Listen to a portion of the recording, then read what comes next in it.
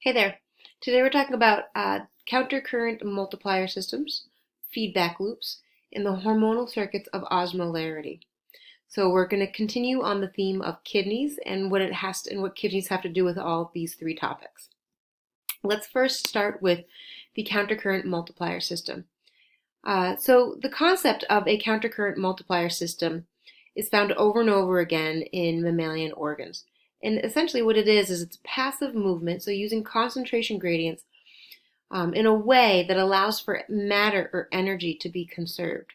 And this is kind of confusing to just read the concept in a definition. So what I want you to do is to watch the video that I'm going to include in the video below the video, countercurrent exchange in fish gills.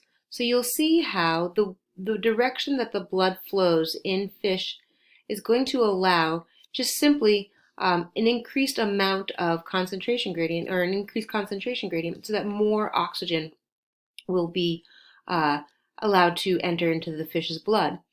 And so a countercurrent multiplier system is going to be very similar, except that it is now using ATP or active transport, but it's using a very similar concept. So we see this in the kidneys, how we actively transport solutes out of the filtrate in order to increase the concentration gradient so that we can pull more water out through the aquaporins.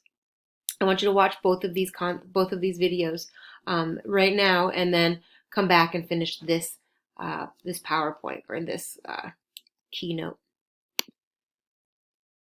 So I'm assuming that you just watched both of those videos, and now you are back to talk about feedback loops. We are looking at feedback loops, positive and negative feedback loops. And so, what exactly is a feedback loop? It's a response to a stimulus, or think cause and effect. And so we see these in biological systems. And so oftentimes one response will cause another stimulus to respond to, and another one, and another one. And so this can lead to cascading effects or cascading events that lead to changes in the cell.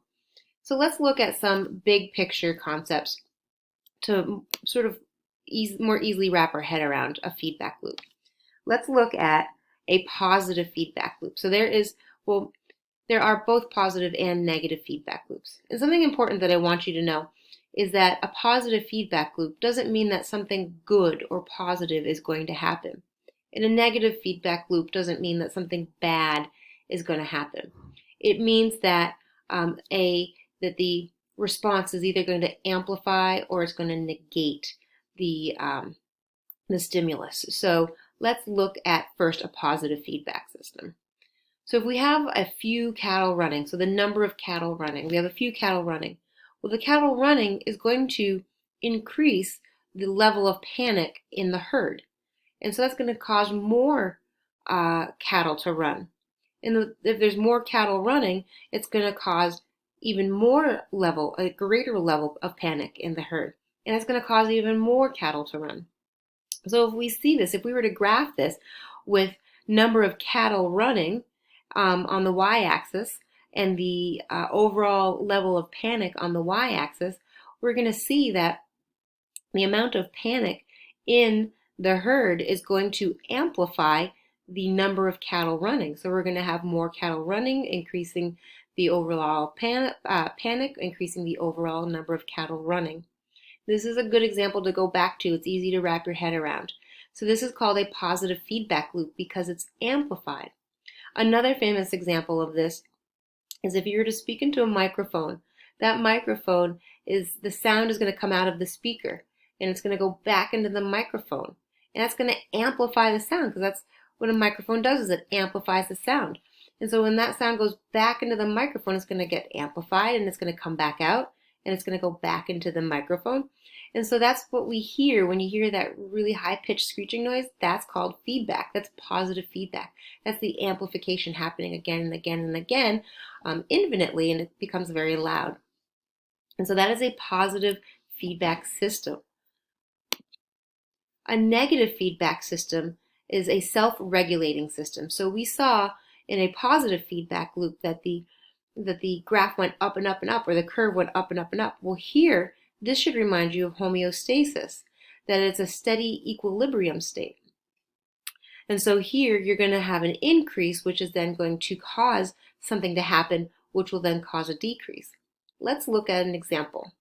If you stay up really late and you're exhausted, well, what's going to happen is it's going to, when you go to sleep that night, you're going to sleep more. You're going to then feel less tired because you slept more. And so then it negates, the feedback loop stops, it inhibits it. So it creates, so here you stayed up really late, so your level of tiredness increased, but then you fell asleep and you slept more, and so it negated the tiredness felt. And so it went and it goes into this steady state, this equilibrium. And so that is a negative feedback loop. What I want you to do now is to work on the feedback loop POGL. I want you to have this completed. There's an answer key to compare your answers to, but I want you to do all the pages of it, and then come back, and we're going to apply this to the antidiuretic hormone.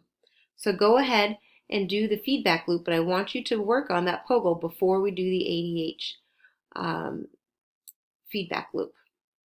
Okay, so now that you have completed the POGL, let's look at the antidiuretic hormone, or ADH. So let's say that you went for a run on a hot day and you sweated and sweated and sweated, or sweat and sweat and sweat, and your blood becomes, the osmolarity of your blood increases. So the osmolarity of your blood should be about 285 to 295. And so if you sweat out so much water, then the cells in your hypothalamus are going to signal the pituitary gland to release antidiuretic hormone. The ADH, is what we're going to call it from here on out, is going to flow through the blood. It causes a signal cascade in the capillaries around the collecting duct in the kidneys. So if you remember the picture of the nephron and then the connecting duct to the side, when ADH is flowing through your blood, it's going to increase the number of aquaporins so that the amount of water that you reabsorb is going to increase. So you're going to, because you're dehydrated, your body is going to try and hang on to more of the water so you don't lose it during excretion. So the increased number of aquaporins allow for more water to be reabsorbed back into the blood. This lowers the osmolarity of the blood. The dilute blood flows to the hypothalamus, and this triggers a stop. So this should immediately trigger in your mind a negative feedback loop, because it's not increasing, increasing, increasing. It is an increase which causes a decrease. So let's put this into a sheet that you guys have. So I want you to write this in as we go along. So the first stimulus is that the blood osmolarity rises above the standard level. So if you sweat and you lose water, your blood becomes more concentrated. So it's going to be higher than the 285 to 295 milliosms. So the stimulus causes a response. The response is that the hypothalamus signals the pituitary gland to release ADH hormone. So that's going to cause another stimulus. The stimulus is that the ADH flows through the blood, which causes the number of aquaporins in the collecting ducts to increase. So you've now increased the number of aquaporins in the collecting duct, and that's going to allow for more water to be reabsorbed. Well, the increased number of aquaporins allows more water to be reabsorbed, and the osmolarity of the blood is reduced. And so therefore, we can say that, we can put a big X right here and say that this feedback loop is now inhibited. It is, if we look at our graph, the osmolarity increased, and then it started to decrease because we increased the number of aquaporins, and so therefore it's going to negate itself. And so this is a negative feedback loop. What I want you to do now is to use the other sheet, go through, I'll put this on this PowerPoint onto PowerSchool, but I want you to go through your book and to complete these two feedback loops. And we will go over these in our next class. So Please let me know if you have any questions. Have a great day.